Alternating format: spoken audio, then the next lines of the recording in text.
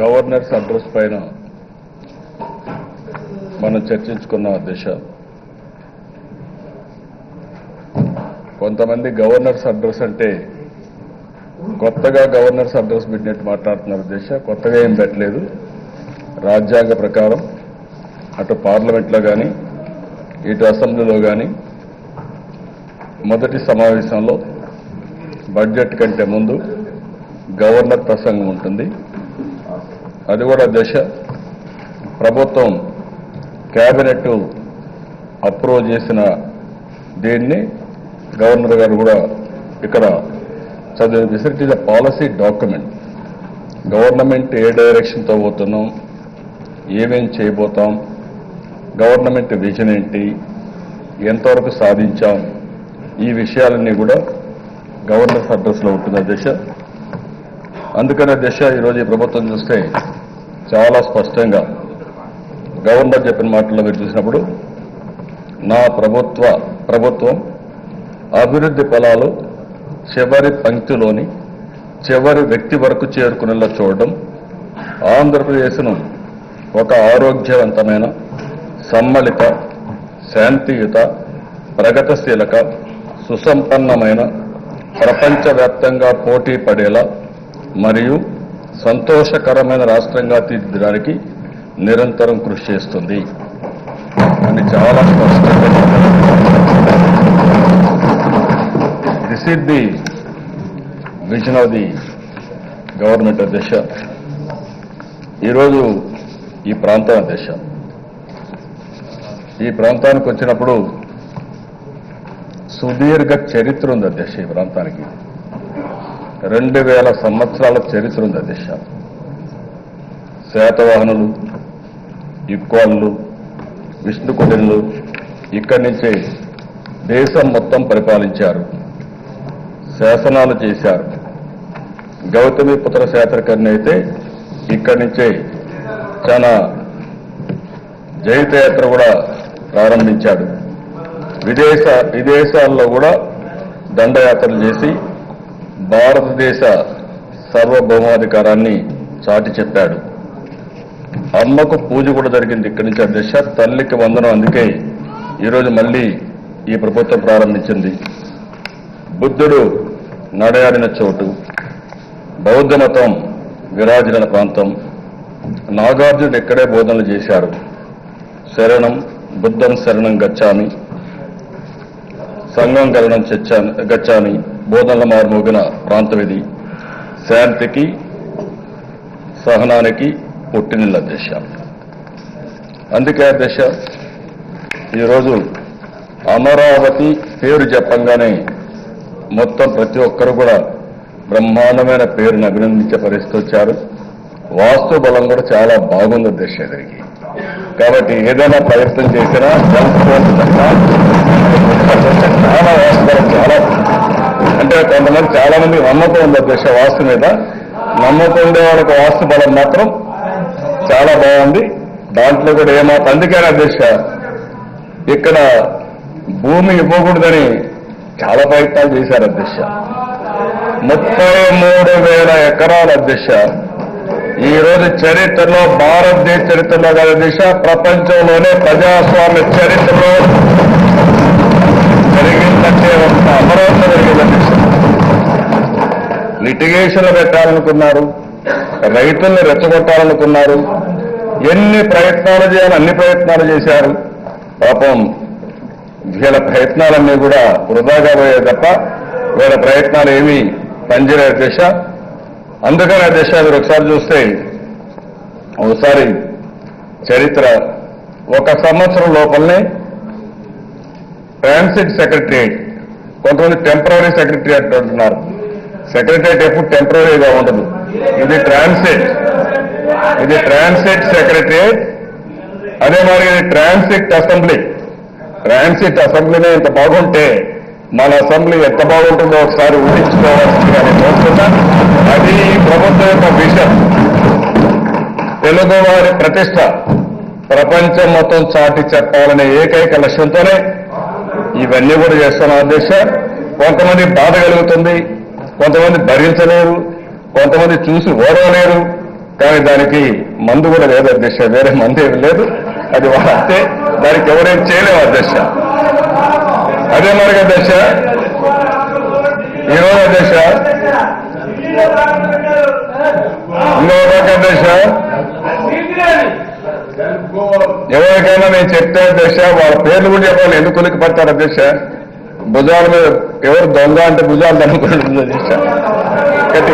నాకైతే అర్థంగా అధ్యక్ష, ఇంకా అసలు విషయానికి రాలేదు అధ్యక్ష నేను.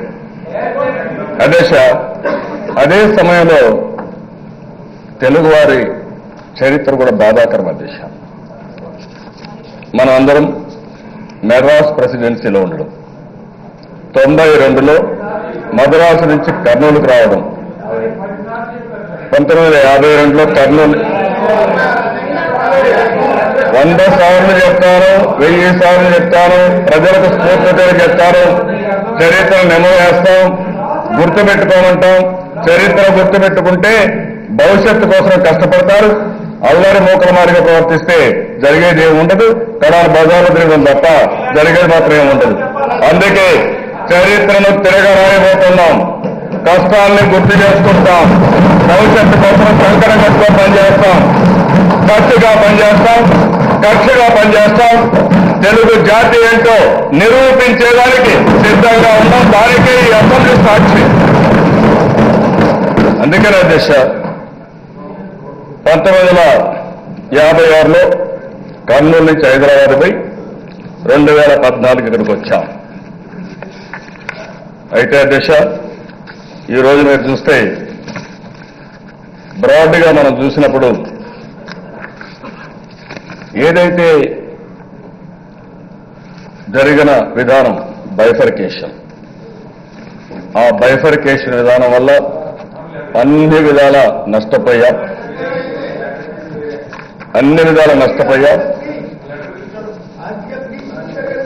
ఇదే మాదిరిగా రన్నింగ్ కామెంటరీ అయితే నెక్స్ట్ టైం ఎక్కువ కూడా రారండి పాపం. ఆ విషయం మీరు గుర్తుపెట్టుకోవాలా. కాదు, మీరే చూస్తున్నారు, ప్రజలంతా ఈజీగా ఉండరు. ఏదైనా ఉంటే గౌరవంగా హోందాగా ప్రవర్తిస్తే మీకు గౌరవం, సభకు గౌరవం, మిమ్మల్ని ఎన్నుకున్న ప్రజలకు గౌరవం. ప్రజలు కూడా మిమ్మల్ని చూసి బాధపడే పరిస్థితి తెచ్చుకుంటే అది మీ ఇష్టం, నేను దాని గురించి మాట్లాడను. నేను అన్నీ విన్నాను, వింటాను కూడా. కడాన దారిని పోయే ఎవరైనా చాలా చిన్నవాడు చెప్పినా మంచి మాట చెప్తే అది ఈయన అమలు చేయాలని ఆలోచిస్తాను తప్ప ఎప్పుడు కూడా నేను అందుకే అధ్యక్ష మాట చెప్పాను అధ్యక్ష. ఆనోనిత్యం అనే ఒక స్టూడెంట్ అని చెప్పాను. విద్యార్థి ఏ విధంగా నేర్చుకుంటాడో ఇంత అనుభవం ఉండే రాజకీయ నాయకుడు అనుకున్నా ఇప్పుడు కూడా ఆ పని చేస్తున్నారు అధ్యక్ష. ఆ విషయం గుర్తుపెట్టుకోవాల్సిన అవసరం ఉంది. అందుకే అధ్యక్ష 1-2 విషయం కాదు, కట్టుబట్టలతో వచ్చాం, నెత్తిన అప్పు పెట్టుకొని వచ్చాం. చాలా మంది అయితే ఇక్కడి నుంచి ఏ విధంగా బయటపడతామని కూడా ఆలోచించే పరిస్థితికి వచ్చాం. కానీ అధ్యక్ష ప్రజలు నా మీద నమ్మకం పెట్టుకున్నారు. అలాంటి క్లిష్ట పరిస్థితిలో ఒక్క నేనైతే తప్ప ఈ రాష్ట్రాన్ని ఎవరూ బాగు చేయలేరనే ఉద్దేశంతో నన్నెట్టుకున్నారు. ఎంతమంది ఎన్ని అడ్డం పడ్డ దశ నేను చాలా స్పష్టంగా ఉన్నా. ఈరోజు నేను చెప్పబోయేది గత చరిత్ర ఒకసారి చెప్పిన తర్వాత ఈరోజు మనం ఎక్కడున్నాం, ఎక్కడికి పోగలుగుతున్నాం. మొదటి సమావేశం ఇది. ఈ అసెంబ్లీలో మొట్టమొదటిసారిగా ఒక గవర్నర్స్ అడ్రస్ పైన రాష్ట్ర భవిష్యత్తుకు దశ దిశ నిర్దేశించే సమయం. ఇంతవరకు చేసింది ఈ 2.5 సంవత్సరాలు ఏం చేసాం ఒకసారి స్థూలంగా చెప్పుకొని భవిష్యత్తులో ఏం చేయబోతున్నాం కూడా ఇక్కడ ప్రస్తావించుకుంటున్నాం అధ్యక్ష. అందుకనే అధ్యక్ష విభజన జరిగిన తర్వాత జూన్ 2వ తారీఖున ఏంటి అధ్యక్ష ఆ రోజు మీరు ఒకసారి చూస్తే Italy independence day. Italy independence day రోజున 2 రాష్ట్రాలుగా విభజించబడడం, సోనియా గాంధీ జన్మదిన రోజున రాష్ట్ర విభజన అనౌన్స్మెంట్ చేయడం ఎంత దారుణమైంది గుర్తుపెట్టుకోవాల్సిన అవసరం ఉంది. అందుకని కసి కక్ష పెరగాలనే ఉద్దేశంతో జూన్ 2వ తారీఖున నవ నిర్మాణ దీక్ష, నేను ప్రమాణ స్వీకారం చేసిన జూన్ 8న మహాసంకల్ప దీక్ష, ఈ రెండు తీసుకొని మనం ముందుకు పోతున్నాం అధ్యక్ష. అయితే అధ్యక్ష, ఈరోజు ఒక మాటలో చెప్పాలంటే ఈరోజు ఒక అనుభవం. మీ మారిగా ఫస్ట్ టైం నేను రాలా. కంబైన్డ్ ఆంధ్రప్రదేశ్ అధ్యక్ష, ఒకసారి చూస్తే నా మీద ఎంత బాధ్యత ఉందో ఎప్పటికప్పుడు నాకు గుర్తొస్తుంది అధ్యక్ష. ఏమాహేమీలు పుట్టారు, ఎంతోమంది రాష్ట్రంలో ఈ రాష్ట్రాన్ని అన్ని విధాలు అభివృద్ధి చేశారు. వాళ్ళందరినీ మనం అభివృద్ధి చేయాల్సిన అవసరం, వాళ్ళందరినీ అభినందించాల్సిన అవసరం ఉంది. అదే సమయంలో అధ్యక్ష, కంబైన్డ్ ఆంధ్రప్రదేశ్లో అతి ఎక్కువ సమయం ముఖ్యమంత్రిగా, అతి ఎక్కువ సమయం ప్రతిపక్ష నాయకుడిగా నాకు ఇచ్చారంటే తెలుగు వారు నా మీద పెట్టుకున్న నమ్మకం.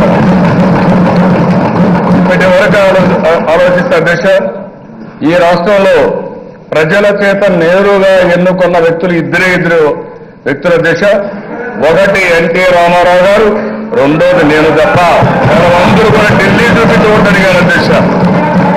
వీళ్ళ నాయకుల అధ్యక్ష, ఆ నాయకుడు వైఎస్ఆర్ కూడా ఢిల్లీ ఓట్లతోనే గెలిచాడు. హైకమాండ్ ఢిల్లీ, నాకు హైకమాండ్ తెలుగు ప్రజానీకం. ఆ రోజు ఈ రోజు నాకు తెలుగు ప్రజానీకం. రాజశేఖర్ రెడ్డి ఢిల్లీ ఇందిరమ్మ ఫోటో పెట్టుకొని, మన్మోహన్ సింగ్ రిఫార్మ్స్ పెట్టుకొని గెలిచాడు తప్ప ఆయన ఫోటో పెట్టుకొని గెలవాల. ఆ విషయం మీరు గుర్తుపెట్టుకోవాలి.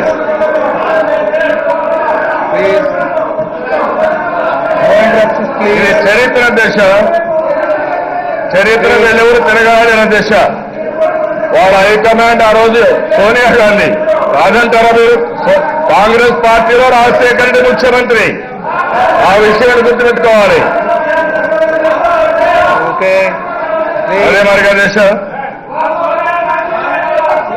ఈరోజు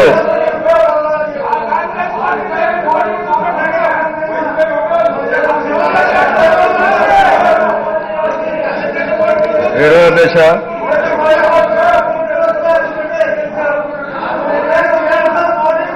ఈరోజు మీరు చూస్తే దశ తెలుగువారి దశ ప్రశాంతంగా ఉన్నాడు, వినండి. తెలుగువారి చరిత్ర మీరు ఒకసారి ఆలోచిస్తే దశ, భగవంతుడి దశ. నాకు కొన్ని అవకాశాలు కూడా ఇచ్చారు అధ్యక్ష. తెలుగు ప్రజలు ఆశీర్వదించారు. ఓసారి చరిత్రలో అధ్యక్ష, దేశం మొత్తం గౌరవించే విధంగా నేను ఆ రోజు ముఖ్య ప్రధానమంత్రుల ఎంపిక విషయంలో కానీ, ప్రెసిడెంట్స్ ఆఫ్ ఇండియాస్ ఎంపిక విషయంలో కానీ ఒక పాత్ర పోషించానంటే అది ప్రజలిచ్చిన గౌరవం. ఆ గౌరవాన్ని నిలబెట్టుకునే విధంగా నేను పనిచేశాను తప్ప ఇంకోటి కాదు అధ్యక్ష.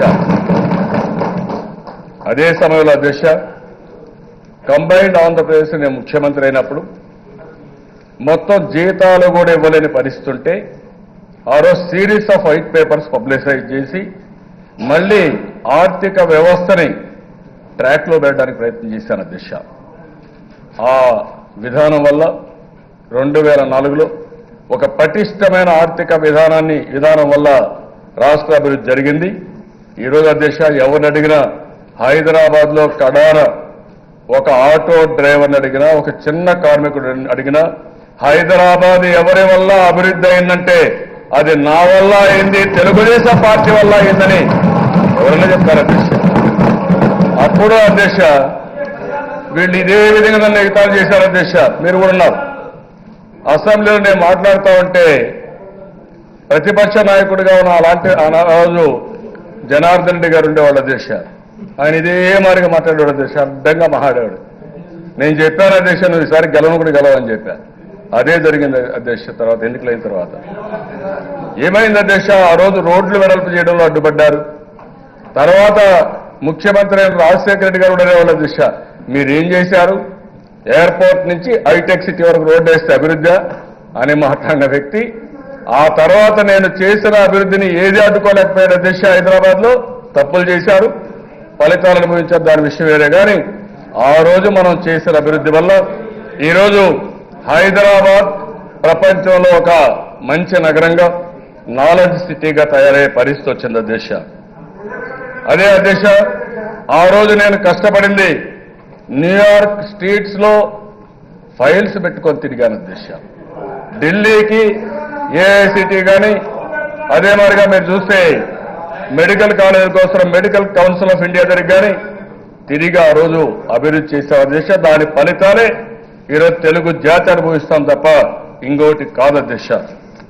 ఈ అనుభవంతో అధ్యక్ష ఈసారి నేను ముఖ్యమంత్రి అయిన తర్వాత మళ్ళీ నేను 7 వైట్ పేపర్లు అధ్యక్ష. ఈరోజు మీరు చూస్తే 8 వైట్ పేపర్లు అనౌన్స్ చేశాను.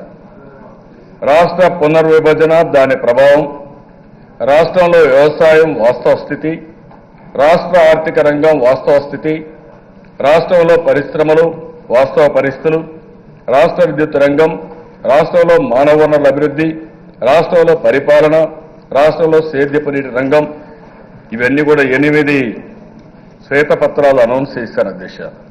దేనికంటే తెలియాలి, ఎక్కడున్నాం తెలిస్తే ఏం చేయబోతాం బెంచ్ మార్క్ పెట్టుకోవచ్చు అనే ఉద్దేశంతో చేశాం.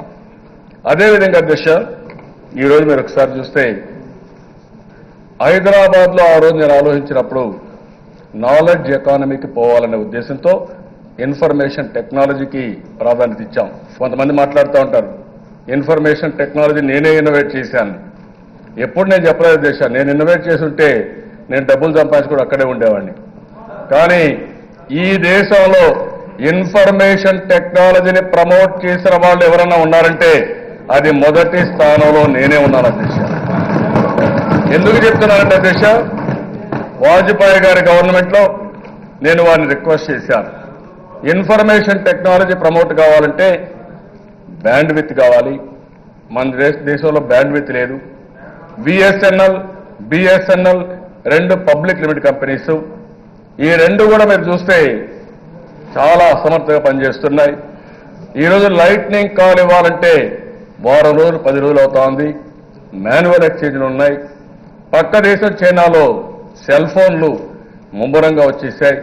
కాబట్టి డీరెగ్యులేషన్కి పోవాలని నేను గట్టిగా పట్టుబడితే ఒక టాస్క్ ఫోర్స్ ఒక కమిటీ వేసి నేను ఆనాటి ఫైనాన్స్ మినిస్టర్ ఆయన చైర్పర్సన్, నేను కో చైర్పర్సన్ అయి మేమిచ్చిన రికమెండేషన్స్ వల్ల ఈరోజు డీరెగ్యులేషన్ ఆఫ్ కమ్యూనికేషన్ సెక్టర్ వచ్చింది దిశ. దాని ఫలితమే ఈరోజు దేశం అంతా కూడా పెద్ద ఎత్తున పోయారు.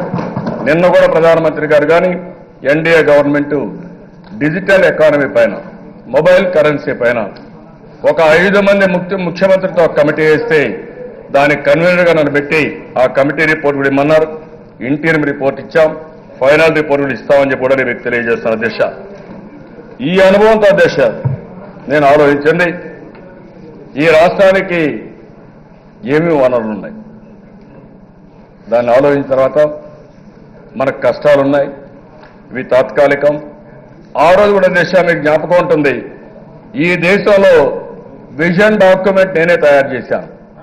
విజన్ 2020 తయారు చేస్తే ఇక్కడ కొంతమంది విజన్ 2020 420 కూడా అని 420లు మరిగిన ప్రవర్తించారు ఉన్నారు. ఈ హౌస్ లో ఉన్నారు లేదు అదే కానీ అలాంటి కూడా ఆ రోజు ఉన్నారు అధ్యక్ష.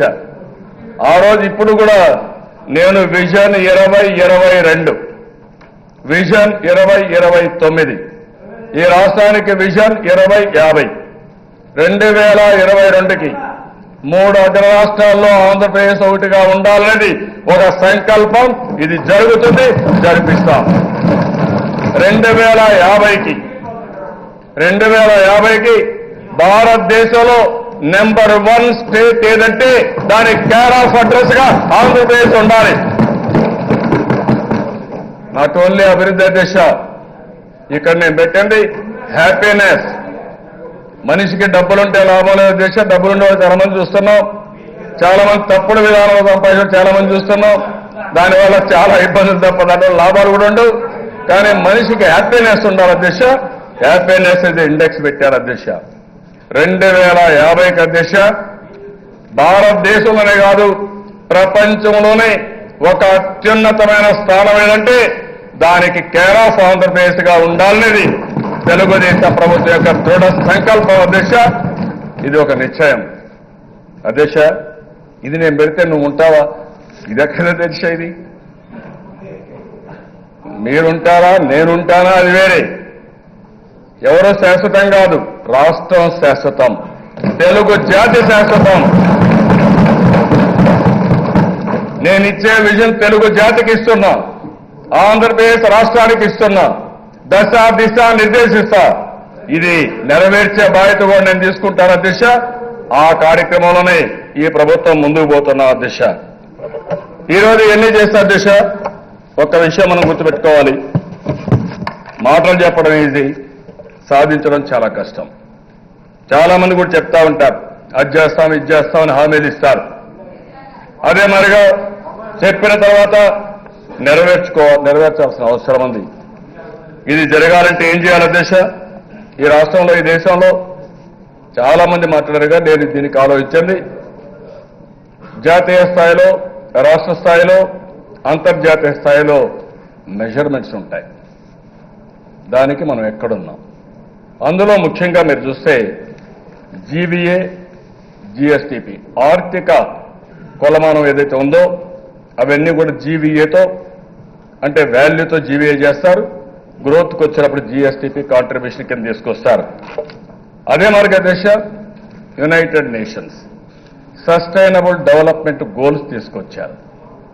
ఆ సస్టైనబుల్ డెవలప్మెంట్ గోల్స్ పెట్టుకొని వీటిలో ఏ దేశం ఎక్కడుంది, ఏ రాష్ట్రం ఎక్కడుంది, ఎవరెవరు ఎక్కడున్నారో నిర్దేశిస్తారు, మెజర్ చేసుకుంటాం. ఇంకొక పక్క దిశ ఈ ప్రభుత్వం కుటుంబ వికాసాన్ని తీసుకొచ్చాం 15 పాయింట్లతో, సమాజ వికాసం తీసుకొచ్చాం 10 పాయింట్లతో.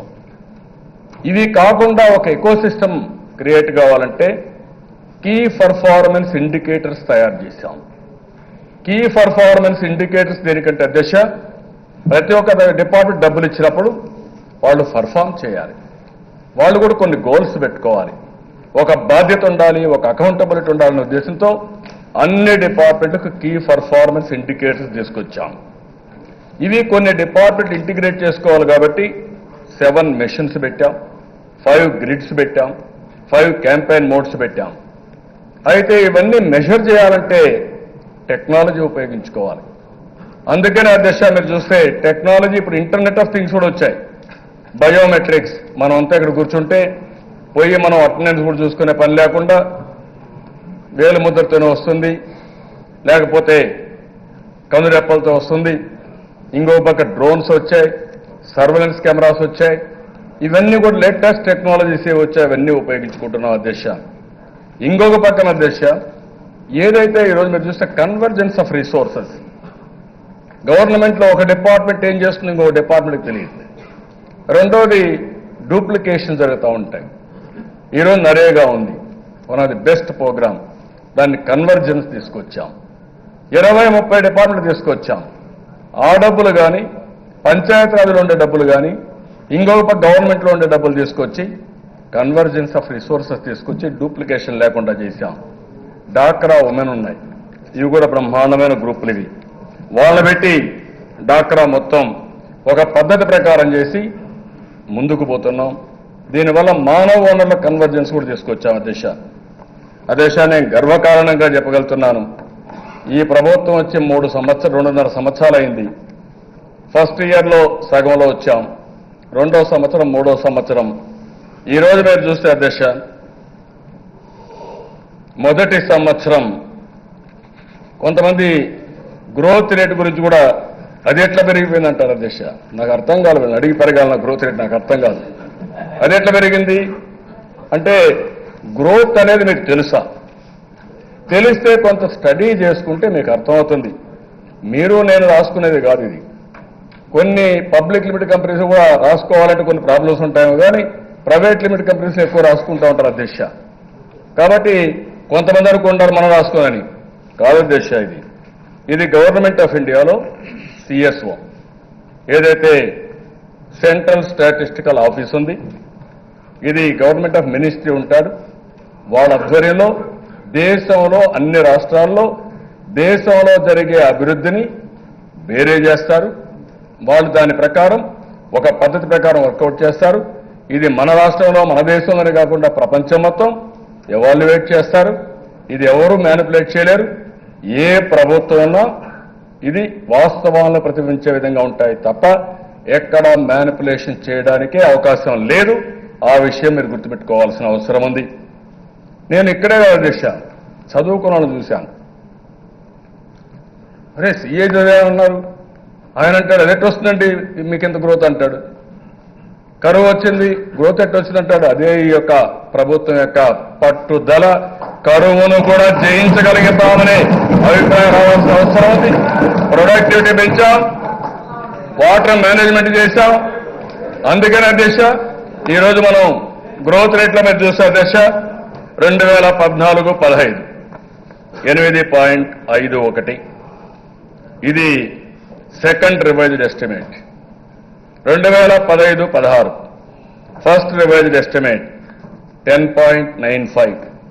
అంత మునుపు చూస్తే అడ్వాన్స్ ఎస్టిమేట్ 10.99 వస్తే సెకండ్ రివైజ్డ్ ఎస్టిమేట్స్ లో 10.95 వచ్చింది. ఈ సంవత్సరం అధ్యక్ష మీరు ఒకసారి చూస్తే 11.61% అడ్వాన్స్డ్ ఎస్టిమేట్ లో వచ్చింది అధ్యక్ష. పోయిన సంవత్సరం అధ్యక్ష ఆల్ ఇండియా లెవెల్లో ఏదైతే ఫస్ట్ రివైజ్డ్ ఎస్టిమేట్స్ లో 7.93 మంది 10.95. ఈ సంవత్సరం ఆల్ ఇండియా లెవెల్లో 7.11 మంది 11.61, అంటే 4.51%, 5% పెరిగింది అధ్యక్ష. అందులో అధ్యక్ష వర్షాలు పడలేదు. 28% రెయిన్ఫాల్ తక్కువ. 28% రెయిన్ఫాల్ తక్కువైనా 14.03% అగ్రికల్చర్ లో గ్రో అయిందంటే అది తెలుగుదేశం పార్టీ చేసిన విధానం, పడిన కష్టం.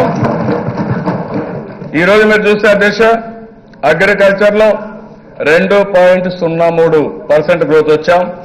హార్టికల్చర్ లో 16.79 వచ్చాం. అగ్రికల్చర్ హార్టికల్చర్ కలిపితే 9.19 వచ్చింది.